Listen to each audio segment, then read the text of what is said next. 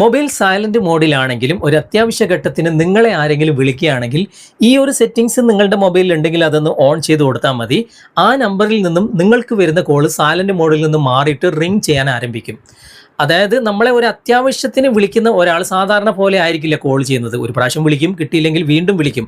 അങ്ങനെ റിപ്പീറ്റ് ആ നമ്പറിൽ നിന്ന് തന്നെ നിങ്ങൾക്ക് കോൾ വരികയാണെങ്കിൽ ഓട്ടോമാറ്റിക്കായിട്ട് സൈലന്റ് മോഡിൽ നിന്ന് മാറിയിട്ട് റിംഗ് ചെയ്യാൻ ആരംഭിക്കും. ഇനി നിങ്ങളുടെ മൊബൈലിൽ ആ ഒരു സെറ്റിങ്സ് ഇല്ല എങ്കിൽ ഇതിനോട് സമാനമായിട്ടുള്ള മറ്റൊരു സെറ്റിങ്സും കൂടി ഞാൻ പരിചയപ്പെടുത്തി തരാം. അതിലൂടെ അത്യാവശ്യത്തിന് നിങ്ങളെ ആരെങ്കിലും വിളിക്കണമെന്നുണ്ടെങ്കിൽ അവരുടെ നമ്പർ നിങ്ങൾക്ക് ഈ രൂപത്തിൽ സെറ്റ് ചെയ്യാനുള്ള ഓപ്ഷനും ഉണ്ട്.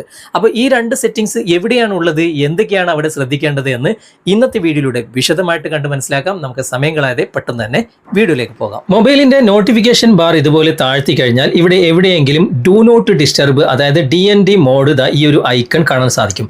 അവിടെ ലോങ് പ്രസ് ചെയ്യുമ്പോൾ ഇതുപോലെ ഓപ്പൺ ആയിട്ട് വരും. ഏറ്റവും മുകളിലുള്ള ടോഗിൾ നിങ്ങൾ ഓപ്പൺ ചെയ്ത് വെക്കുകയാണെങ്കിൽ നിങ്ങൾക്ക് വരുന്ന കോളുകൾ, മെസ്സേജുകൾ എല്ലാം തന്നെ സൈലന്റ് മോഡിലേക്ക് മാറും. എന്നാൽ ഇവിടെ താഴെ ഒരു ഓപ്ഷൻ നിങ്ങൾ കാണാൻ സാധിക്കും, റിംഗ് ഫോർ റിപ്പീറ്റഡ് കോൾസ് എന്ന ഈ ഒരു ഓപ്ഷൻ. ഇത് നിങ്ങൾ ഓണിൽ വെക്കുകയാണെങ്കിൽ നിങ്ങളെ എമർജൻസി ആയിട്ട് അത്യാവശ്യമായിട്ട് ഒരാൾ കോൾ ചെയ്യുകയാണെങ്കിൽ, നിങ്ങൾ കോൾ ചെയ്തു എടുത്തില്ല, രണ്ടാമതും കോൾ ചെയ്യുകയാണെങ്കിൽ, അതായത് റിപ്പീറ്റ് ആയിട്ട് കോൾ വരുമ്പോൾ അത് റിംഗ് മോഡിലേക്ക് മാറും. ഇവിടെ എഴുതിയിട്ടുണ്ട് 3 മിനിറ്റിനുള്ളിൽ ആ നമ്പറിൽ തന്നെ നിങ്ങൾക്ക് റിപ്പീറ്റ് ആയിട്ട് കോൾ വരുമ്പോൾ ഓട്ടോമാറ്റിക്കായിട്ട് റിംഗ് മോഡിലേക്ക് മാറുന്ന ഓപ്ഷനാണ്.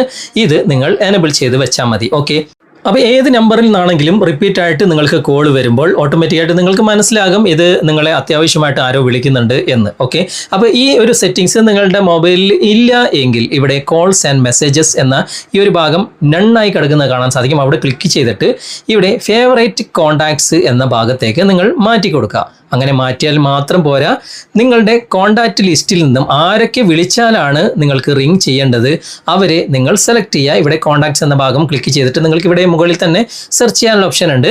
നിങ്ങൾക്ക് അത്യാവശ്യമായിട്ട് കോൾ വരേണ്ട വ്യക്തികളെ നിങ്ങൾ ഇതുപോലെ സെലക്ട് ചെയ്യുക. എന്നിട്ട് ഇവിടെ മുകളിൽ തന്നെ ഒരു നക്ഷത്രത്തിൻ്റെ ചിഹ്നം കാണാൻ സാധിക്കും. ചില മൊബൈലിലൊക്കെ 3 ഡോട്ട്സിൽ ക്ലിക്ക് ചെയ്തിട്ടാണ് ഫേവറേറ്റ് ചെയ്യാനുള്ള ഓപ്ഷൻ ഉണ്ടാകുക. ആ നക്ഷത്രത്തിൻ്റെ ചിഹ്നം നിങ്ങൾ ജസ്റ്റ് ഒന്ന് സെലക്ട് ചെയ്താൽ മാത്രം മതി ആ കോൺടാക്റ്റ്. അങ്ങനെ എത്ര കോൺടാക്റ്റ് വേണമെങ്കിലും നിങ്ങൾക്ക് ഇവിടെ ഫേവറേറ്റ് ആക്കി വെക്കാൻ സാധിക്കും. അങ്ങനെ നിങ്ങൾ ഫേവറേറ്റ് ആക്കി വെച്ച ആ ഒരു വ്യക്തികളൊക്കെ സൈലന്റ് മോഡിലും കോൾ ചെയ്താൽ നിങ്ങൾക്ക് അറിയാൻ സാധിക്കും. ഇവിടെ അതിനുശേഷം നിങ്ങൾ ഡു നോട്ട് ഡിസ്റ്റർബ് എന്ന ഈ ഒരു ഭാഗം നിങ്ങൾ ഓപ്പൺ ചെയ്ത് കഴിഞ്ഞാൽ മൊത്തത്തിൽ സൈലന്റ് മോഡിലാണെങ്കിലും നിങ്ങൾക്ക് നിങ്ങൾ ഫേവറേറ്റ് ചെയ്ത ആ ഒരു വ്യക്തികളൊക്കെ കോൾ ചെയ്താൽ റിംഗ് ആകും. അതുപോലെ തന്നെ താഴെയുള്ള ആ ഒരു ഓപ്ഷനും കൂടി നിങ്ങൾ എനേബിൾ ചെയ്ത് വെച്ച് കഴിഞ്ഞാൽ അത്യാവശ്യമായിട്ട് നിങ്ങൾക്ക് വരുന്ന എല്ലാ കോളുകളും, അതായത് വീണ്ടും വീണ്ടും റിപ്പീറ്റ് ആയിട്ട് വരുന്ന കോളുകളും റിംഗ് മോഡിലേക്ക് മാറുകയും ചെയ്യും.